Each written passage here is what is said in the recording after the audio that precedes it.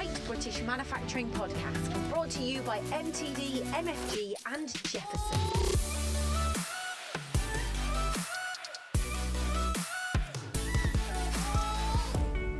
Hello and welcome to the Great British Manufacturing Podcast. On this week's podcast, we will discuss the positive British manufacturing news from the last 7 days, as well as introducing this week's special guest, who is Peter Graves, the Managing Director of Industrial Tooling Corporation, who are better known as ITC. But before I start, I want to talk a little bit about Factory Now. The Factory Now initiative has been launched to help British manufacturing boost sales, collaborate and reshore. New members are joining all the time, and this week we're delighted to welcome Cutting Blue, a Birmingham-based manufacturer of parts and components for the electric vehicle and devices, land and water vehicles. Stuart, welcome. Morning, Joe. Looking forward to today. We've got some really big stories. There is, and I want to start on the Rolls-Royce one. They've signed an agreement with Sheffield Forgemaster, two UK manufacturing behemoths. Absolutely. So Sheffield Forgemaster is set to supply forgings for Rolls-Royce's small modular reactor fleet, the SMR programme as it's called, which has already secured more than £400 million in funding, is expected to create over 40,000 British jobs. And there is a commitment there to 80% of the components will be made in the UK. In July, which we covered in the previous podcast, Sheffield Forgemasters was acquired by the MOD, securing the historic manufacturer's future and hundreds of jobs. The MOD has pledged to invest up to £400 million into the firm over the next 10 years, and this will include a new 13,000-tonne forging line and 19 state-of-the-art machining centres. It's balmy, isn't it? 13,000 tonne. Yeah, I've been there a number of times. I can't wait to go back. I must admit, I can't wait to go and see all this when it's in position.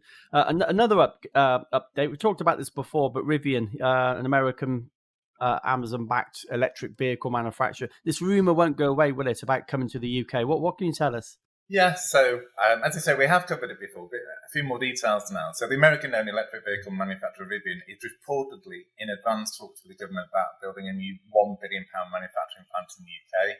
Ministers have offered to build a new M5 motorway junction, develop training facilities, and reinstate a disused railway line to encourage the California-based firm to site its first European factory at the 616-acre Gravity campus in Somerset. This is a site that Tesla's Elon Musk is rumoured to have visited in the summer. Proposed gigafactory would be the largest single building in the UK if it's built, potentially creating 10,000 of jobs. However, caveat required here, it is understood the US car maker, backed by firms like Amazon, like you said, and Ford, is also considering two sites within the EU. So work to be done, but hopefully that will happen. Be wonderful, wouldn't it? Wonderful. We've mentioned a couple of the big names on this podcast already, but no bigger than Triumph, and they're celebrating a major milestone. Yeah, the 1 millionth Triumph motorcycle built since the brand's revival in 1990, a Tiger 900 Rally Pro, was rolled off the production line at the British Marks Global headquarters in Hinckley in Leicestershire. Despite much of its production taking place overseas, Triumph still employs more than 700 people at the Hinckley site and builds around 5,000 bikes a year in the UK. The very first production Triumph motorcycle went on sale in April 1902, and the manufacturer celebrates its 120th anniversary next year. And north of the border, there's a new manufacturing plant to be built in the Scottish Highlands, would you believe? Can you tell us a little more about this one? Yeah, good news for Scotland. We don't often cover investment in Scotland, unfortunately, but there have been some positive stories recently. So this £110 million offshore wind tower production facility, the largest of its kind in the UK, is set to be built in Scotland. Global Energy Group, the Scottish energy services company, has agreed terms with leading offshore wind tower manufacturing specialist Hyzer Wind Group to build an offshore wind tubular rolling facility at the port of Nigg, which is located in the Scottish Highlands. Nigg Offshore will be a 38,000 square metre factory capable of rolling steel plate to supply towers to the booming offshore fixed and floating wind industry in the UK and abroad. The huge investment is expected to create 400 direct jobs and well over 1,000 roles across the supply chain. Yeah, that's fantastic news for Scotland. Like you say, we don't cover them. There's not as much investment as we'd hoped north of the border, but great news indeed. Let's take a short break as I'd like to introduce this week's guest. It's no other than Peter Graves, who's the Managing Director of ITC. Peter, welcome. Thank you very much, Joe. So obviously we've known each other for some time, but for the people that don't know you, can you just tell us about yourself and also a bit about the company? Yeah, certainly. Well, if I start with the history of ITC, we were founded and started in January 91 was our first operational month. At the time, there were 3 directors, and we set up to be the distributor for an American brand of carbide, which was at the time Metal Removal, which was an independent brand. They were already present in the UK through a different company, but were looking for a new distributor. So the 3 of us took the gamble and set up to be that distributor. Our biggest customer at this time was Rolls-Royce Aero, and they continue to buy from us to this day. But we were just a distributor at that point. But as time went on, we found that we were getting more and more requests for specials and tools to be modified and even regrinds. So we were doing subbing that work out to other people. And we went to the Mac show actually in 1997 or 6 or something. And we ended up on the water stand, got talking to it, and we came back to Tamworth, and it's quite weird. We're in the office, Roy, my partner at the time, and myself talking about whether we should really think seriously about buying machines of our own. And the water salesman happened to knock on the door, literally as we were talking about it.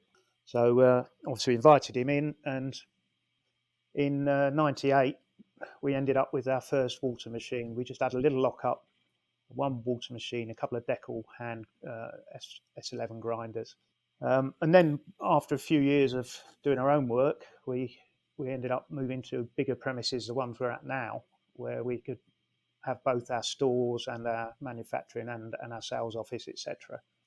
And we've been here 20 plus years now, and bought as you've seen over the years, Joe, we've expanded and bought the units next door so that we now own a much bigger footprint for the manufacturing side.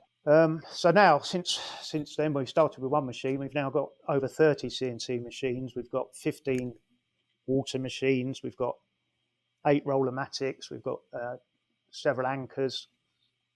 We've got many other ancillary machines, obviously, with rod prep machines and chopping off machines, etc., etc.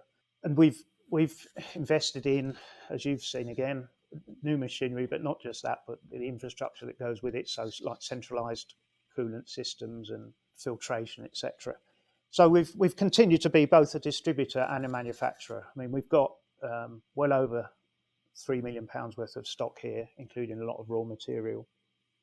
But we are also distributors for several brands of cutting tools, including Whittier. And the story with that was that Metal Removal, as I mentioned, were independent when we started with them, but they got taken over by Kenner Metal, who also owned Whittier. And so the Metal Removal brand got sort of subsumed into the Whittier brand. And we still are the UK distributor for that now, but we also sell the indexable products with that. And we're also the agent for Big Kaiser, which is the boring and tool holding Swiss company. So approximately 50% of our products go through our shop floor now, and 50% are from the outside companies.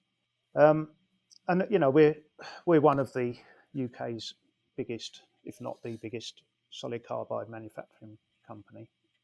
And I'm really proud of that we started off with just 1 machine, and now we've got, as I said, over 30 and lots of people employed on the shop floor. As regards myself personally, I was a Rolls-Royce apprentice at Leavesden down at Watford, which is now where the Harry Potter Studios is.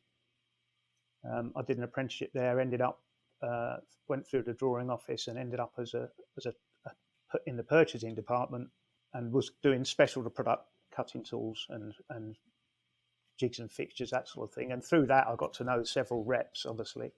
And I thought to myself, I'm sure I could do that. So eventually I did leave and as I say, ended up selling cutting tools. But I actually left school at 16, so I've got no degree or senior qualifications academically, although obviously I went to apprenticeship and did HNC and whatever. But it's all application-based stuff, really. So that's where we are, and we obviously had a fairly tough period for the last couple of years, but we're still here, we're doing well, and things are definitely picking up now. Morning, Pete. Thanks for joining us, and fascinating to hear about your background and the history of ITC as well. You're obviously very, very passionate about UK manufacturing. So how important is it to you, and how important is it for ITC to manufacture in the UK?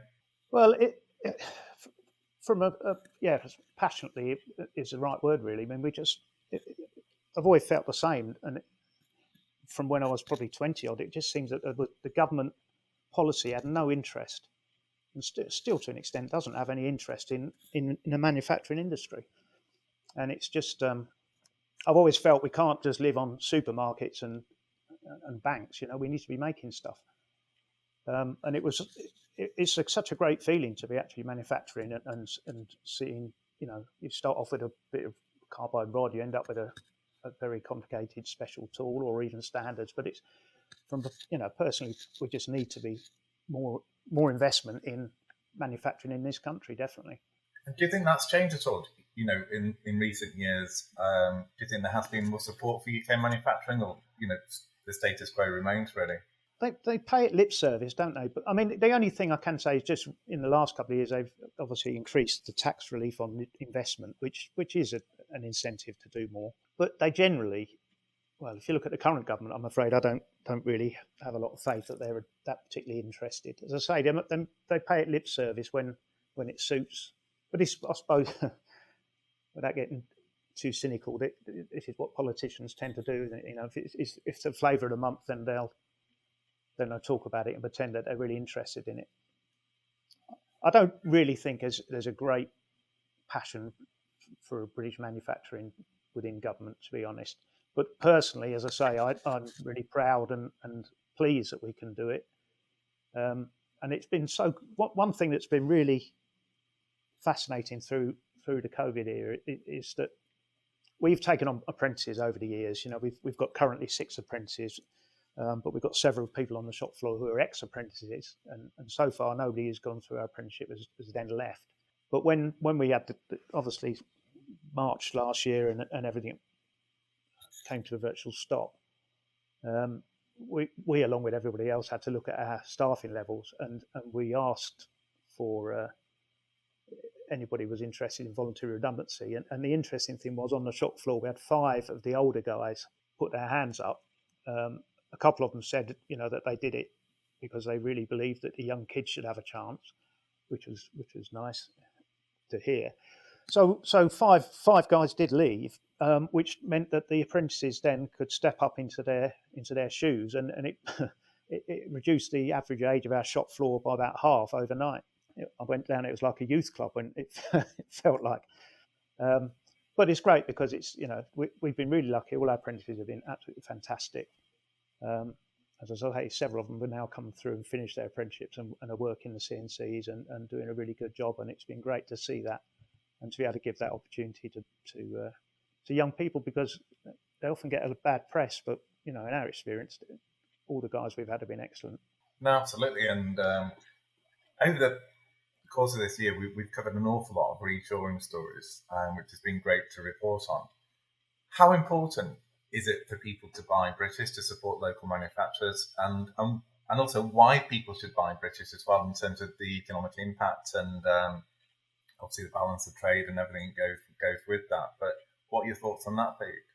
Yeah, I mean, there has been talk of reshoring, and it has been happening. I just think it's very important. Well, for the economy, for people's jobs, and as I say, I just can't see that we can have an economy that's just based on banking and B&Q and etc. It's really important that we are manufacturing, adding value, and exporting products around the world. And we have a fantastic reputation, don't we, for innovation and for quality and engineering excellence. I think sometimes customers in all sorts of customers, including domestic retail, etc., just look at the price and ignore everything else.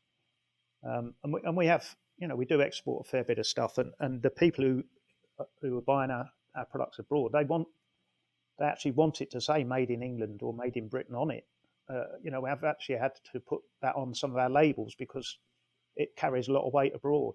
As I say, I always try and if I've got the opportunity, I'll buy something British, and I think it's just common sense, and I would hope that most people would do that. Having said that, of course, we've all got to look at pricing, and that's a difficult a different subject sometimes, because as we all know, Far Eastern products come in sometimes a lot cheaper than we can possibly make them. But on the whole, we can be competitive, but more than anything, we've just got a very good product line. The quality is very good, and the other thing, of course, is that we can react very quickly. If you're making something abroad, especially now with the transport problems, you can be waiting weeks or months for it. We can, and often do, have a quotation request in the morning, quote it in the afternoon, and make it the next day. And when supply lines are being shortened all the time, that's really important. I know our customers need to get the job out within a couple of days or a couple of weeks at maximum. We can react to that. And that's always been our forte, really. It's really been our advantage that we can do things so quickly. We've got a huge stock of product on the shelf here, but we could also modify it or even make a complete special, virtually overnight. Absolutely. And final question for me, going back to ITC, would you mind just giving us an overview of some of the projects you're currently working on? Yeah, well, yes, we've got a new catalogue coming out in January. Last year, because of the situation, we left things as they were, so we didn't have any new products in. But we've been working on trochoidal milling products for some years now, and we have some very good products within our portfolio for that type of machining. But we've also been working on adding chip breakers or chip splitters, as some people call them, to those products. So we have 4, 5, and 6 fluted coated end mills with various radiuses and various lengths. Our 50, 21, 141 series of tools with Cupro coating, so they're very hard materials. And we stock all those with massive range of radiuses. But also now we're starting to put them on the shelf, and the new catalogue will have tools with chip breakers on, so that if you're working on particularly stringy materials, then the problem can be that the chips just get clogged up and you end up recutting. So we're making the chips smaller so they can be flushed out and save damage to the tool, really. So that's our focus at the moment is new trochoidal milling tools for the new catalogue, as I say, which will be out in January. Yeah, interesting. Obviously, I've been to your facility a number of times, seen your products on our travels over the recent years. They've stood the test of time. But as important as UK manufacturing is to ITC, you've mentioned, briefly at the beginning of this podcast, you've got some agencies from overseas. Why is it important to use products from overseas as part of your portfolio? Well, you can never be the best at everything, can you? For a start, if you look at Whittier, although we started with their solid carbide products, and it was, when we started, it was Hanita, which again got bought by Kennametal. They have a fantastic range of tools, and it fills in the gaps between what we make. So it just means we cover every single base. And the indexable product obviously is something which we didn't have any involvement with at all. We also, I haven't mentioned it, but we also sell the Bass range of taps in the UK as well. Again, Whittier do some taps, but Bass are tapping experts. That's their forte, and there are products in there which we obviously can't supply or make, and Whittier also can't. So it's just important to have these ranges that fill in all the gaps, so you can basically offer a full portfolio to a customer when they're whatever machining problem they've got. If we move on to the big Kaiser, in our view, and I think I've said this to you before, when they approached us a few years, probably 6 or 7 years ago now, because they were looking for a new agent. They'd heard what a good job we were doing for Whittier and for ourselves, and how good our salesmen are, which we haven't touched on, but our sales force and our technical engineers are absolutely fantastic applications guys, so they can go in, see a problem, see a product, and give really good advice on how to machine it in the most efficient way. Now, going back to the Kaiser, when we first spoke to them, I was a bit dubious because has a reputation of being so expensive, and there's no doubt it's not the cheapest by any means. But the quality of it is so good that I've been really pleasantly surprised how well it's done since we've taken it on. And we've done the big tool holders are absolutely second to none. But the boring, we've now put more of an emphasis on trying to develop the boring side of it. And again, they've got some fantastically innovative products. So it's just we see ourselves as a company at being at the sort of top end of the tooling market, if you like. We're not getting down and dirty really, and big Kaiser and Whittier fit into that for us. They give us that level of quality which customers expect us to have, and I'd rather, there's a place for cheap tools obviously, but we'd rather be at the solution finding end of the market. Yeah, no, I don't disagree with anything you've just said.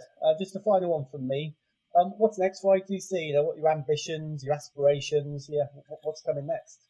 Well, the next thing is to continue to recover from the last couple of years, which is happening, slowly but surely, and that's reassuring. We will continue to invest in machinery. We've actually had a new Rollermatic machine this year, which was delayed for a year due to the COVID thing. We're waiting for delivery of a robot loader and etcher for one of our latest HeliCheck machine, which we bought pre-prepped so that when we wanted to, we could add that on. So that's been delayed because they can't actually get, I think the microchips are the problem, the perennial problem with that. But so, we just want to continue to expand. We've got room for more machines, and I can carry on investing as time goes on. And potentially have a broader portfolio. We're always looking out for unique products which will fit in well with us, with our market. So it's just more of the same, really, Joe. It sounds a bit boring, but we just carry on investing and growing. Well, if you're doing good, why change it, I suppose. But thank you so much for coming on the podcast. It's great to catch up, and we'll catch you up soon. Right. Thanks very much, Joe. Thanks, Stuart. So, Stuart, a great insight into a well-known UK manufacturer of cutting tools. Absolutely fascinating interview, and I love Peter's passion for British manufacturing. It's great, isn't it? And as we always say at this point in the podcast, please do go and download the MTD MFG app. You'll get exclusive content, and the news that we put out comes first on the app. So please do go and download it. Equally, go to mtdmfg.com. Unfortunately, we don't get time to cover all the news on this weekly podcast, so please go and visit mtdmfg.com to catch up with all the latest news. And finally, if you'd like to appear on this podcast, please drop us an email at podcast@mtdmfg.com. Now, Stuart, back on with the news. Magtec have opened a new facility in Rotherham. There's a lot going on in Rotherham. Certainly is. The Mayor of South Yorkshire, Dan Jarvis, has officially opened Magtec's new facility for the design, manufacture and installation of drive systems for electric and hybrid vehicles. Magtec is creating at least 50 new engineering and support function jobs to help meet the growing demand for its world-leading drive systems. The privately-owned company is targeting sales of £30 million next year, more than double the turnover of this year. The company employs 145 people at the 65,000 square foot facility, so hopefully that will increase beyond the 200 in over the next few months. I'm sure it will. REE Automotive have announced plans for a new factory in the Midlands. What can you tell us about REE? Yeah, the Israeli startup is building a factory in the UK to complement its development centre in Warwickshire. The company dubs the new facility a launch integration centre that will serve as a pilot factory for the production of REE's innovative corners, which bundle suspension, wheel and electric drivetrain into a single package to free up space in electric commercial vehicles. The plant will have a capacity to assemble 200,000 corners when it comes fully on steam. REE hasn't actually said where the facility will be, only that it will be in the Midlands. And I want to finish on another British powerhouse, Renishaw. It's set to recruit another, a record number of trainees. And if I'm not mistaken, this happened not long ago. I know time flies. Maybe a couple of years ago, it was another record. So I guess they'll beat it this time.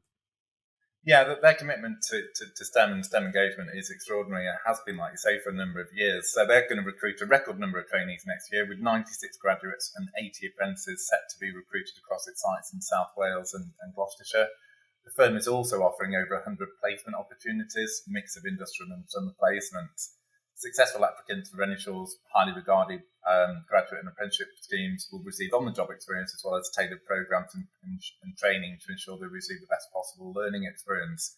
Anybody listening, if you are interested, please register at www.renishaw.com/careers. Yeah, and I've been to all their facilities, and if you're looking to get into manufacturing, I do urge you to visit that website. It's an incredible place and it's an incredible business. But Stuart, that's all we got time for this week. Big thank you to you, Stuart. Big thanks to the Managing Director of ITC, Peter Graves. But as always, the biggest thank you goes out to you at home for listening. We'll see you next week. Thanks for listening to the Great British Manufacturing Podcast. Don't forget to subscribe and leave a rating and a review. You can find us on Twitter using @MTDMFG and @Jefferson_MFG.